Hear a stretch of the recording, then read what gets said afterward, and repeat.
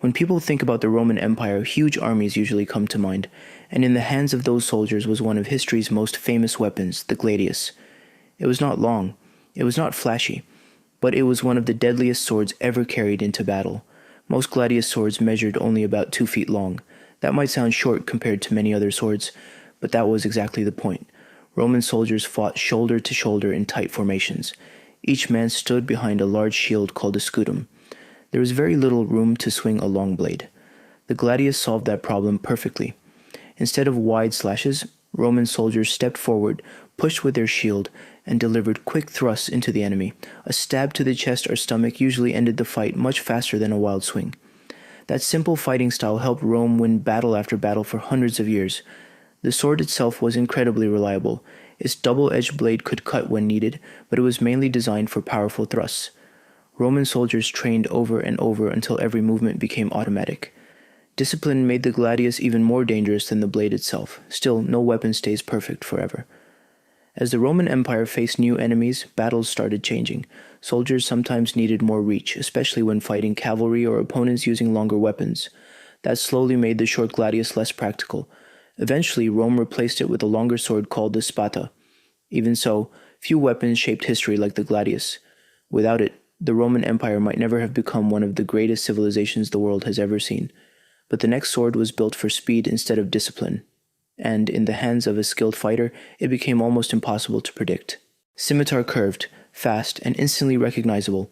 The scimitar became one of the most famous swords ever made. Although many different curved swords existed across the Middle East and Asia, people often use the name scimitar to describe them as a group. Its curved blade gave it a very different fighting style from straight European swords. Instead of driving straight through an enemy, the curve helped the blade slice as it moved across the target. That created long, deep cuts with surprising speed. The design worked especially well on horseback. A rider could gallop past an enemy, swing once, and keep moving without slowing down. That made the scimitar extremely useful for fast cavalry attacks. It was also lighter than many large European swords. A skilled fighter could launch quick strikes from different angles before an opponent had time to react. But every weapon comes with trade-offs. The same curved blade that made cutting easier also made straight thrusts less effective.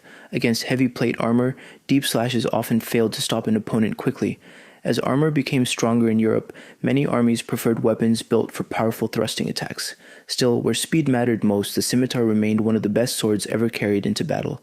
Its graceful curve became a symbol of entire civilizations and military traditions. Even today, it is one of the easiest swords to recognize anywhere in the world. But our next sword cared much less about elegance. It was built to hit with overwhelming force. Falchion. At first glance, the falchion almost looks like a giant knife. Its blade grows wider toward the tip, giving every swing extra weight. That made it one of the hardest-hitting swords on medieval battlefields. Unlike thin blades built for careful duels, the falchion was designed to deliver raw cutting power. One solid strike could break bones, split shields, or leave devastating wounds. It was also surprisingly practical. Many versions were cheaper to produce than long double-edged swords, making them popular among ordinary soldiers. The blade did not need fancy techniques to be effective. Strong swings often did the job. That made it easier to learn than many other swords. Still, its heavy front end created a weakness. Quick changes in direction were harder. Fast opponents using lighter swords could sometimes take advantage of that slower recovery. The falchion also struggled against the thickest plate armor. Even powerful cuts could bounce off well-made steel protection. As armor improved, soldiers increasingly turned to weapons like poleaxes, warhammers, and maces that concentrated much more force into a smaller area. Even so, the falchion earned a reputation for brutal efficiency. It may not have looked elegant, but nobody wanted to stand in front of one. The next sword, though, became the perfect balance between power, speed, and versatility. Many historians still consider it one of the greatest swords ever made. Longsword. This is the sword most people imagine when someone says, medieval knight. The longsword became one of Europe's greatest battlefield weapons. Its design found an incredible balance. Long enough to give extra reach, light enough to stay fast, strong enough to cut, sharp enough to thrust. That balance made it useful in almost every situation. The longer grip allowed both hands to hold the weapon. That gave fighters much more control and much stronger attacks. Experienced swordsmen could switch between wide cuts, quick thrusts, and defensive moves almost instantly. Entire fighting schools were built around mastering the longsword. Old training books still survive today, showing techniques that are hundreds of years old. But perhaps the most surprising part is this. Longsword fighting was not just wild swinging. Real masters relied on timing, footwork, distance, and precision. Sometimes they even grabbed the blade with one hand to guide powerful thrusts into tiny gaps in armor. That sounds crazy today, but wearing thick gloves made it possible. Against lightly armored opponents, the longsword was devastating. Against heavily armored knights, skilled fighters adapted their techniques instead of relying only on cutting. Few swords were as flexible. Still, it demanded practice. A beginner could never unlock its full potential. Without training, it became just another sharp piece of steel. With training, it became one of the finest weapons ever created, but one sword became surrounded by more legends than almost any other. A weapon that people still argue about today. Katana. No sword has inspired more movies, books, and debates than the katana. Some people call it unbeatable. Others say it is overrated. The truth is somewhere in the middle. The katana was designed for Japan's style of warfare.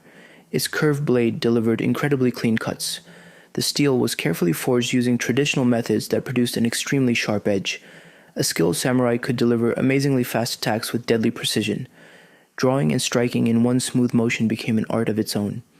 That speed often gave experienced warriors a huge advantage. The katana also had excellent balance. It felt alive in the hands of someone who truly understood it. But history is rarely as simple as movies make it seem. The katana was not magical. It could chip or even break if badly misused.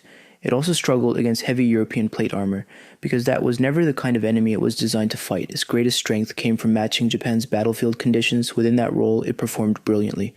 Outside that role, other swords sometimes had clear advantages. Even so, few weapons have earned as much respect. The katana became a symbol of discipline, patience, and craftsmanship.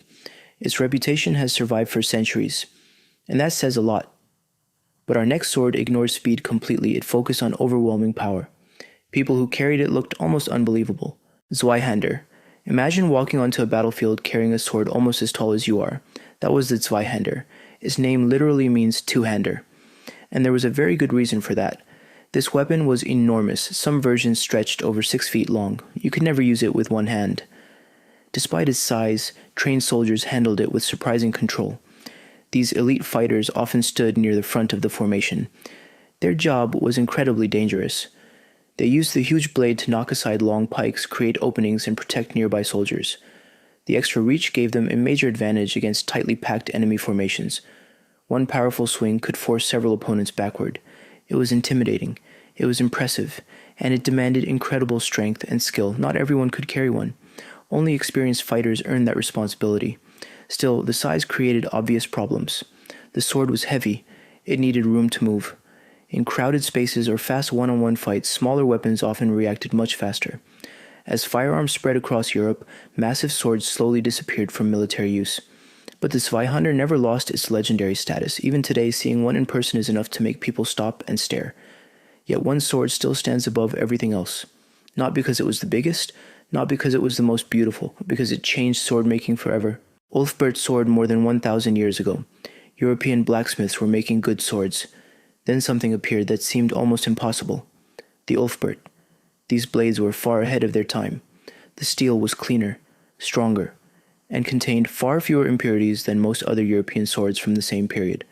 Experts still debate exactly how some of that steel was produced. Some believe valuable materials traveled thousands of miles through trade routes before reaching Viking lands. Whatever the answer is, the result was remarkable. The Ulfberht was lighter than many ordinary swords while remaining incredibly strong. It could keep a sharper edge for longer. It bent less. It broke less. And in battle, that reliability could mean the difference between life and death. Owning one was a sign of wealth and status. Very few warriors could afford such an extraordinary weapon. Unfortunately, success created a new problem. Fake Ulfberht swords started appearing. Some copied the famous name onto lower quality blades, hoping buyers would never notice the difference. Even 1,000 years ago. Counterfeits already existed. That is pretty wild. The original Ulfberht remains one of history's greatest mysteries and one of the finest swords ever forged during the Viking Age. It was not perfect. No sword ever is. But for its time, almost nothing came close. And that is why it takes the number one spot. So, which sword surprised you the most? Did your favorite rank higher or lower than you expected? Let me know down in the comments. And if you enjoyed this ranking, hit that like button and subscribe, because there are plenty more legendary weapons, forgotten civilizations, and incredible pieces of history coming next. Trust me, You will not want to miss them